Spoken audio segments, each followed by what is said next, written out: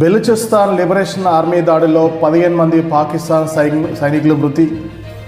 Balochistan liberation army Pakistan ఆర్మీపై విరుచుకుపడుతుంది. గత కొన్ని రోజుగా పాక్లోని కీలక ప్రాంతాలపై దాడులు చేస్తున్నట్టు ప్రకటించింది.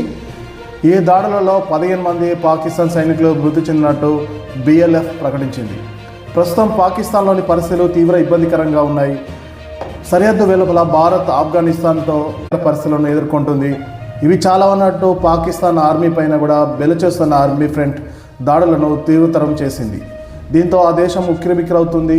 ఇటీవల పాక్పై జరిపిన దాడులలో 15 మంది పాకిస్తాన్ సైనికులు మృతి చెందినట్టు BLF అధికార ప్రతినిధి జయన్ బెలూచ్ తెలిపారు.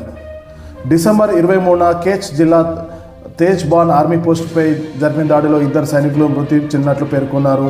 అనంతరం డిసెంబర్ 25వ తేదీన పంజూర్ జిల్లా చైనా పాక్ ఎకనామిక్ కారిడార్ వద్ద మిలిటరీ వాహనంపై రిమోట్ కంట్రోల్ ద్వారా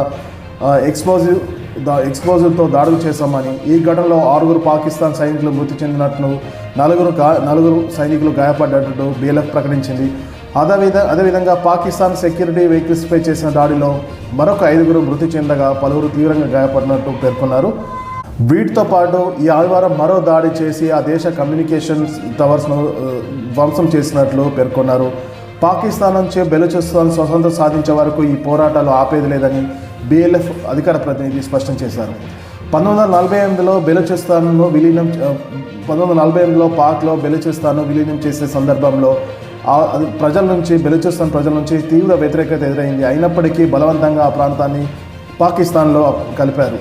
అప్పటి నుంచి పాకిస్తాన్ నుంచి స్వతంత్రం కోసం బలూచిస్తాన్ పోరాడుతూనే ఉంది.